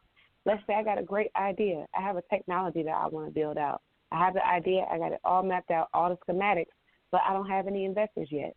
I put it on the platform, and instantly it has access to a whole entire network of people who are looking to invest in a good tech startup. So it fully accelerates what we're trying to do, and keeps it specific to who we're trying to do it with. That's what's up. Now, I want to ask you a question, Reese, because I know we talked about this before. I know the schooling or the teaching you do for the kids, that's something that most definitely I need to get with you on. I got the time for it now. But what you were just talking about this. Yeah, we talked about that before. Yeah. Yeah, we have. You know what I'm saying? I have the time now. You know what I'm saying? But another thing, what you were just talking about, the procurement this program for the entrepreneurs. Do you have that for high schoolers as well? Can high schoolers be involved? Young anybody. Yeah, the only stipulation is that you are a quote-unquote minority. As long as you belong to one of these tribes that are cousins, all I need to see is that wide nose. All I need to see is your full lips. All I need to see is your curly hair, and you're in there. That's what's up. And that's pretty much it. Yeah, that's pretty much it. That's Can I get a special exemption because I don't identify as black? I can send you pictures of my hair, lips, and all that. You know. And that's what I mean. And that's why I say as long as you belong to one of these tribes. I wanted to consider not allowing quote-unquote black people, if they officially identify as black, just so I can sort of wake people up and get them to understand the reasons why they need to denationalize from that title and you know, correctly identify. But I'm thinking, I don't know, maybe y'all could kind of tell me what you think about that. I'm trying to figure it out. Should I do that way or not? I would rock with it because there's an old saying, the game is to be sold, not told. Or in other words, I should say, to provoke people to wake up. Yeah. And to think outside the box and not be too typical. So I would suggest, let's do that. Like we said, it ain't for everybody. Yeah, it's not.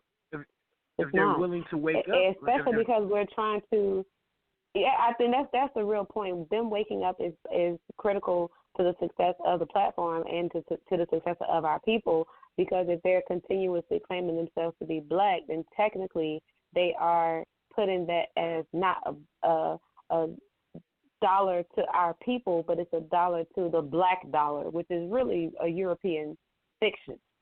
You know, if you're still black and you're generating money under the title of being black, then you're not helping. We're generating money under the title of national. Right, that's the whole point. Like the black dollar goes to every other community but us. Yeah, ain't that something? Right. Yeah, we spend it with everybody but us. I'm with that. That makes total sense. That makes sense too, because so what you're doing is at the outset, you're only moving with people who rock with what you're talking about. So you're gonna have less hiccups. You know what I'm saying? That's true. Yeah, that's true. That's probably what I'm gonna end up doing. I want to kind of link people up with some services that they can understand what it means to declare your nationality, and so we can start to do some economic building together under the same or similar political titles. And I want to have educational, resources available so that people come into the network, they can educate themselves before taking that leap.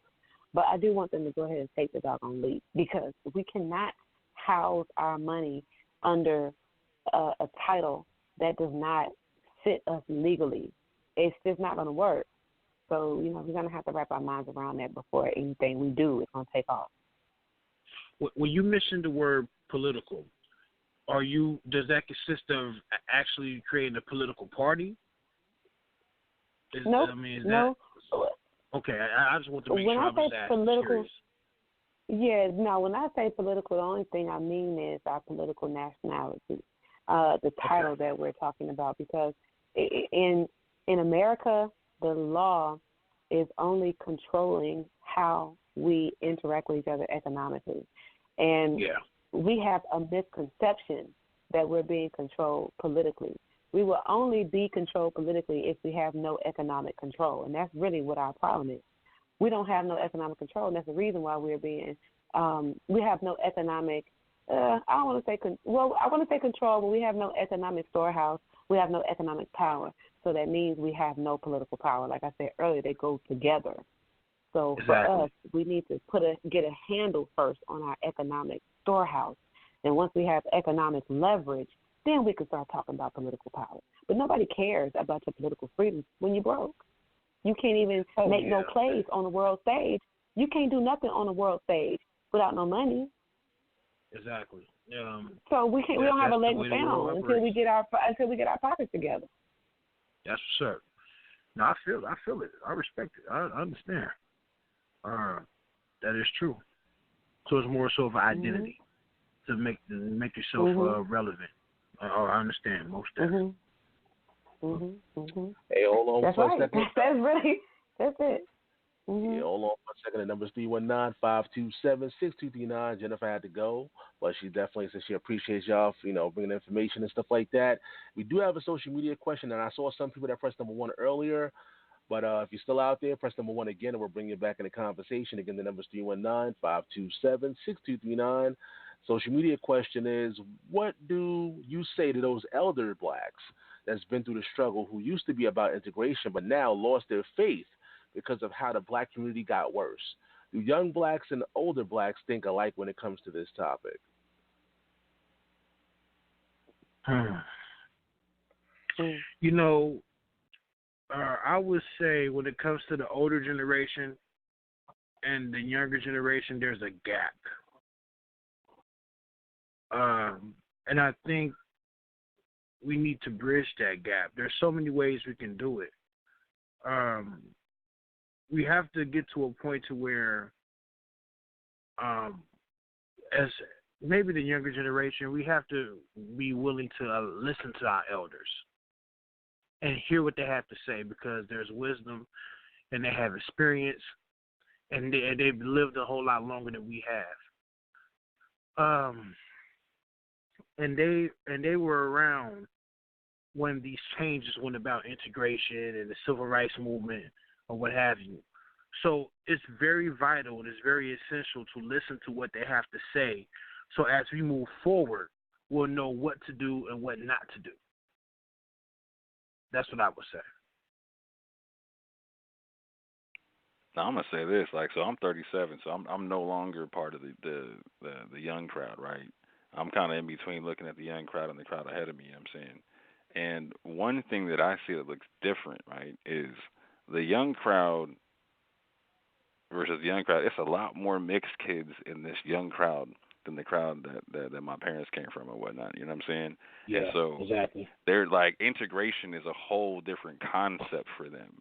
Like these young cats, they grow up like they don't understand that like all their friends look different. You know what I'm saying? And like they look on TV and it's all kind of like Steph Curry's and Klay Thompson's and all that kind of stuff. You know what I'm saying? Like it's a different ball game for that generation and whatnot. So when they hear like the older heads talking about like a hard line, no, we got to separate it, we got to do X, Y, and Z, whatever. Like for them, it makes a lot less sense. You know what I'm saying? And the cool part is with a lot of the old heads, like, you know what I'm saying? Like nowadays, everybody got at least one mixed grandkid somewhere or something. There's one mixed kid in the family somewhere, right? So with the family union, there's always at least one person or somebody of some other nation there. You know what I'm saying? So like it's a different conversation to have right now. You know what I'm saying?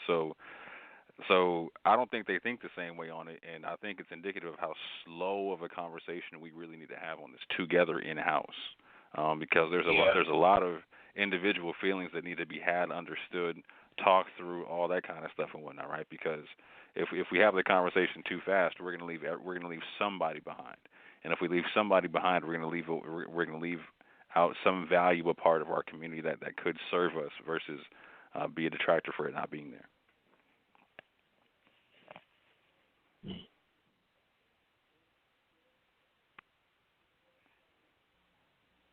Yeah, Reese, you want to chime in? Yeah, Dr. Roberts. Oh, I'm sorry. I don't got the cooking, y'all. I'm sorry. I'm in the kitchen. No, that's right. It's all good, Doc. Do you think, Doc? No, I don't. Wait, tell me the question one more time. Make sure I got it.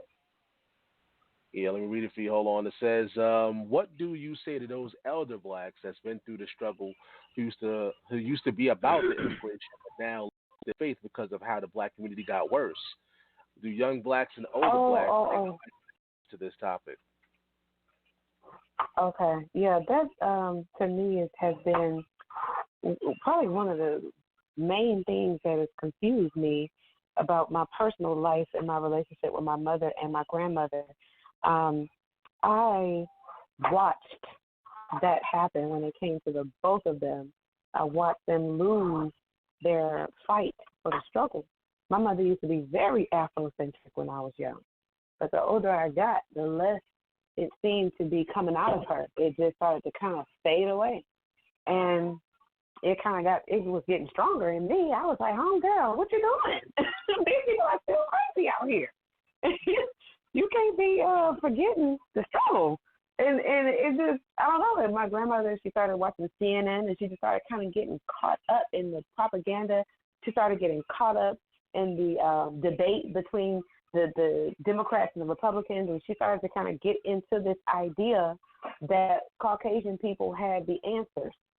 And I was just like, whoa, you know what? They don't know what they're doing on the level where we need to be. You know, like these people are still they're still in their burning building, and we're still suffering from the fire. And so we have to start realizing that the elders, I think, are just as subject, well, of course, they're just as subject to social conditioning as we are. And I think over time, because we did start to decline and they were being snuffed out, like the CIA did a very good job of silencing, creating the term conspiracy theorist. When they introduced that term conspiracy theorist, that was very, very pivotal for how we understood society. To think of someone who is telling the truth as a conspiracy theorist, or, you know, somebody who is just, somebody who's just, you know, paranoid, somebody who's crazy, little kooky, they need to be medicated. Mm-hmm. That kind of stuff really, really threw us for a loop, because it left us to a place where we would have to go and find out for ourselves if what that person had to say was true or not. And it was, of course, by design, because we didn't already have a history of wanting to read and being even able to read and comprehend because of the law, the restrictions of the law, and us being slaves and all of that. So it was like a perfect storm for us to not only be already mentally separated from education, but then to also be presented with a decision where we have to make an intellectual decision, but we can't. Because I don't want to go and research everything that this conspiracy theorist just told me. I don't want to research it. Yeah. I'm just going to believe what the masses say. The masses say that this is fine, so I'm just going to, okay, this is what it is. It's fine. And we lost it. You know, we lost the fight. We lost the doggone fight. Yeah. And it got caught up. Caught up in the propaganda, in the status quo. Yeah, a whole bunch of terminology. Yeah, I've experienced that as well in the household I grew up in. My grandmother was very, very pro-black. And then as she got older, she started getting into the conversation of the Democrats and the Republicans. I had a few family members that influenced her to vote Republican or to vote this way and to vote that way, backflip and do this and do that. And then all of a sudden it was the pro-black conversation stopped. Those conversations stopped. I remember as a little boy, I used to hear my grandpa, my great-grandfather, my great-grandmother, and my grandmother. They used to always have these conversations about how they used to struggle and what black people need to do better. And for me as a young man, it was a blessing for me to hear that as a child. And then as the years progressed, I started to notice that the elders in my family, they started to go in a whole another direction. Like you were just saying earlier, getting caught up in Fox News and CNN and the various other outlets. So I mean, I would say it's good to kind of to watch those things in the sense just to hear what's going on, but to believe the hype, and then when you buy into it, and it just totally throws you off from your original thought process, that's dangerous. That's very dangerous. And it shows how manipulative that these mainstream media outlets are, how dangerous they can be. Very manipulative. And then it can be real dangerous. And as you see where we're getting now, we think voting Democrat, Republican is going to solve our problems, and really it's not. And that's it really is making it worse.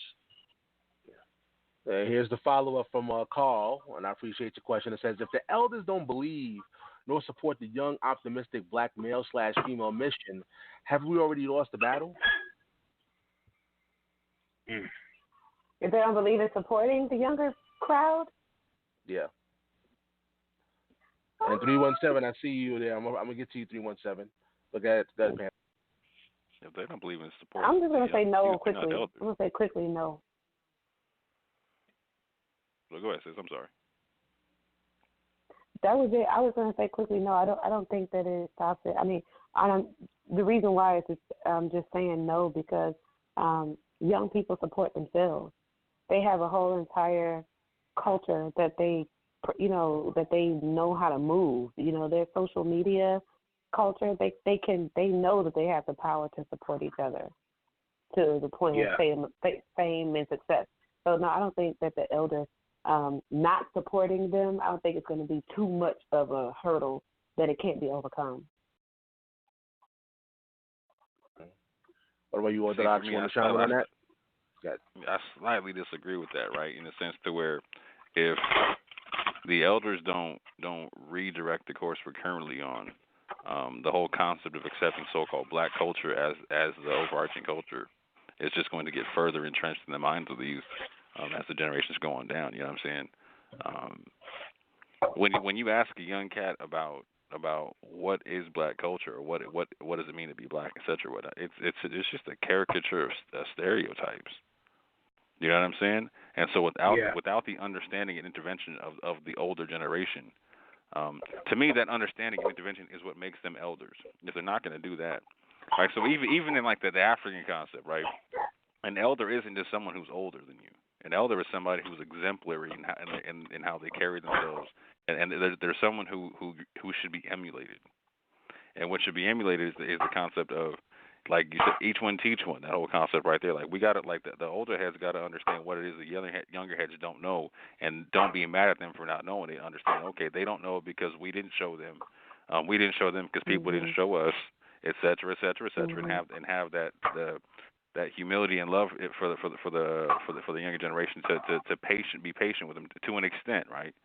You can't force them to learn something they don't want to learn. You know what I'm saying?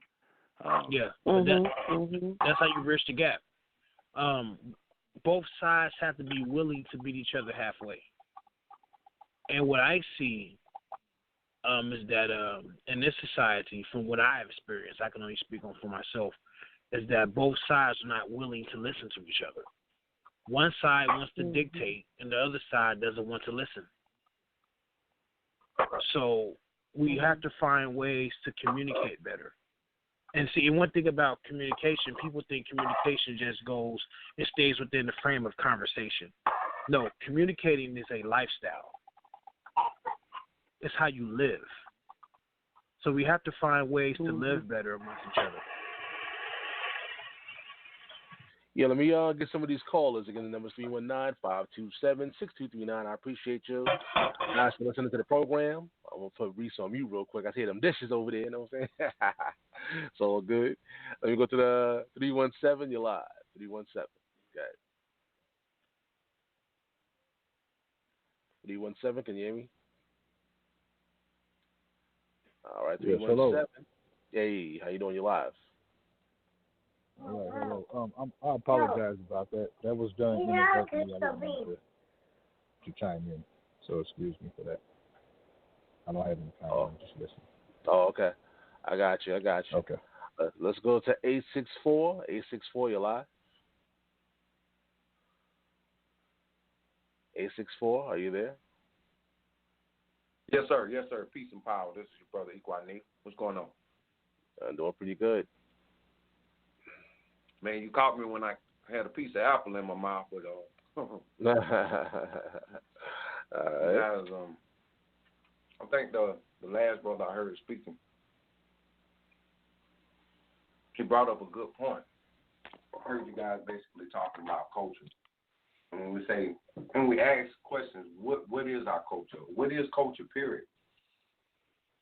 I look at culture as anything that you do every day to remind and enforce who you are, as it is a tool to help sustain a quality of life, a high quality of life, because in culture, in that root, you find similarities between cultivate, right? And your culture should be a thing that should be inspiring our children to be great, so they can go out and be cultivators, so they can go out and be innovators, to help grow and sustain a quality of life that we need as Africans. But like the brother was just saying, it is very important that they actually get instruction from those that can't have come before.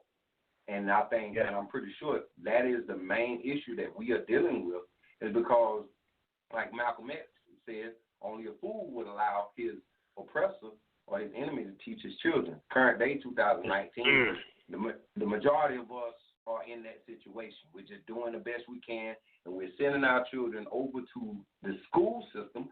And in that school system, they have the school-to-prison pipeline, where they have underpaid teachers. You have the dynamics of where tax dollars are more so going into building prison complexes more so than they are going into paying teachers, paying, to have the great education experience. So therefore, what we are seeing is a system that wants and needs slaves. PBS has this special called Slavery by Another Name, and basically talking about how the industrial prison complex is basically taking the place of the old, plantation, and how there are jobs are going into, going over to the prison complex, where you got engineers, you got brothers over there doing all kind of shit, and they're making, at the end of the day, they might make $2. They might make, $3 off a full day's work. This is just a reality. And we're seeing how we are treated in life when so many brothers and sisters are shot down every day for no reason. Mistakenly, they had a weapon. So how do you feel like we are treated when it comes down to being jailed unfairly? There are plenty of us that have been thrown in jail for no reason. We see that more so now than ever. This man was let out after he was wrongly convicted. You have the overwhelming amount of times where these white boys do all kind of crazy stuff, and then they get a slap on the wrist. So these are the dynamics in which we are living in, and I'm not going to go long-winded, but it is very important that we do educate ourselves on our greatness, on how great we can be. Because if we don't know how great we have been in the past, I don't think we know how great we can be. You understand? Just like we have a lot of, fans, sports fans.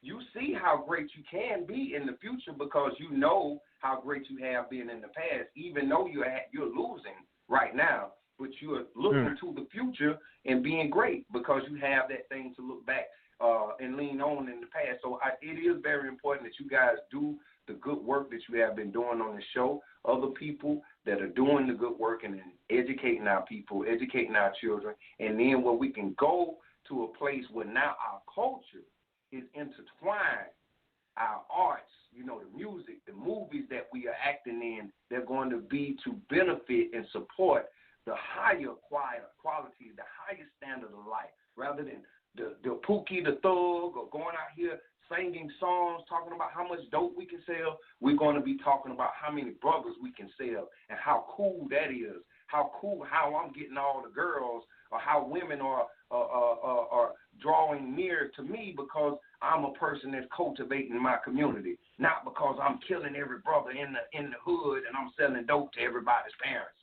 This is a reality. So rather than having an anti-culture, we can have a real, true culture like our ancestors did that were able to sustain civilizations for thousands of years, being able to show the whole world how it's done. So, I just wanted to share that, and it's a good conversation you guys are having.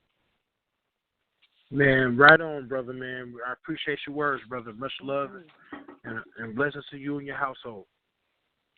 Same to you, bro. Man, that was powerful.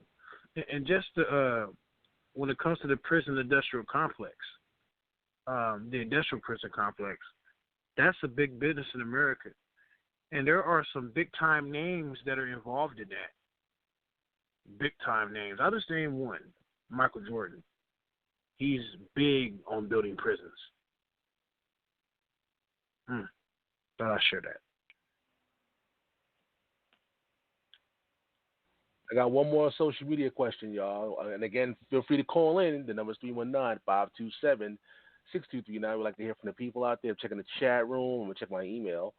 But it says, when it comes to those people that are mixed, are we leaving them out of this process? What do you say about the mixed people, y'all, people that are mixed? Me personally, I don't have it to where I don't think we can afford to leave anybody out when it comes to us who are mixed. We just we can't afford to. Those individuals didn't ask to be here, but they're here. So everybody has to play their part, and we have to make it to where everybody is able to be productive. So I don't have this thing or this notion against mixed children. I'm a product of that. So I don't have this thing about, how black your skin is or you're light skin or you're dark skin. Nah, I don't even look, we're the same people. We may have different mixtures of bloodlines in this, but we're all catching hell the same way in this country. And that's how I look at it.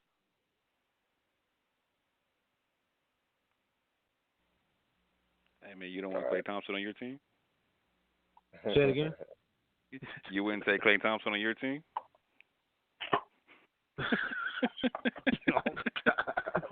You need somebody to knock down the open J. You're not gonna take Klay Thompson on your squad? What you saying?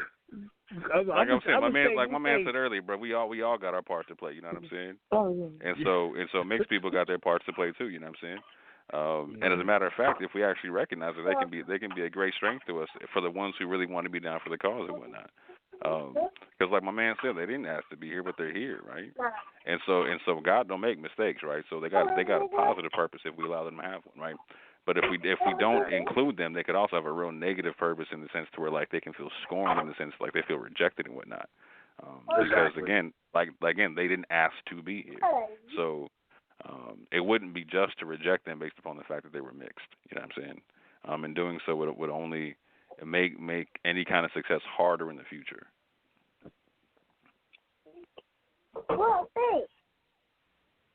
All right, y'all. So we can pretty much, I guess, wrap it up, y'all. Everybody else is press number 1. And once again, great conversation, Jennifer. We appreciate the topic. Did integration help or hurt the black community? Let's get some last words. I know Reese is about to have dinner. So, Reese, any last words? I think I don't really know how I want to say my last words, but that's enough. My baby's trying to help me cook, and he's putting way too much garlic in my food. I'm sorry. So, I don't know. God, I wish I knew what to say. I think our people, we really just need to, at the end of the day, trust each other more, support each other more, and really get with the idea of unity. You know, us really getting with the idea of nobody exists on this planet but us. If we could see it that way, then we'll be okay. Like, if we just start to understand, first of all, we are everybody, okay? There is no culture on this planet that does not have ancient ancestors who are melanated people. All of everybody on this planet who is natural, native to this planet, we all are the same. And so for us in our particular tribe, or the tribes that we come from in this part of the globe, for us to be the only ones who are disjointed and dysfunctional, you know, we kind of have to start taking responsibility for that. We can't keep on saying, oh, I'm socially conditioned. Oh, you know, white people have torn us apart. They have miseducated us and all this other stuff. I mean, because honestly, like my brother Kanye said, at this point, all that stuff is a choice. And we don't have to be plagued by that kind of stuff anymore. Because if we were miseducated, now we have free and unlimited access to the internet. We can educate ourselves. At first, we didn't have access to capital. We don't have that problem right now in our society. Black people got all the capital in the world. We just don't know how to manage it. You know, and so we got to start looking at things for what they are in reality before we start trying to make moves and start trying to gain power. Because honestly, we got all the power we need. We're just not enforcing it. Like I said before, we're not enforcing the power that we actually have and the rights that we actually have. So if we could just get that under control, I really seriously believe that we would be on a fast track to success, whatever we define that to be as a culture. And, you know, we'll be good. But unity, support, action, these are all, you know, the center of what we really need to be. All yeah, right, real BA. quick to add to that. Oh, I'm sorry. Go ahead. Go ahead, BA. Any last words? Go ahead. My last words. Thank you, Sal, for allowing me to come on the Social Hub. I was shocked when you asked me that if it would be okay for me to come on. I mean, I was like, wow, I'm around some intellectual heavyweights. So I'm a nobody. I'm a simple person. I drive a forklift for a living. But I would just say, I hope this conversation was a help to those who are searching and who are looking for solutions. And hopefully we can continue to build and provoke people to do the right thing in the community. And with that, much love to all. I'm tapping out.